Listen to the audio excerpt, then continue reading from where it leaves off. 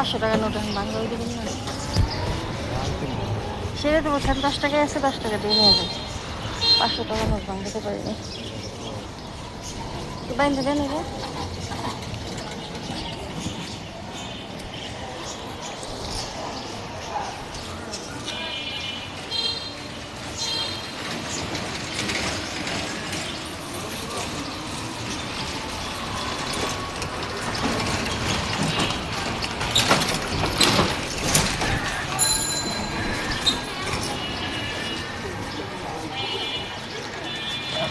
কাঁঠাল পাকা এগুলো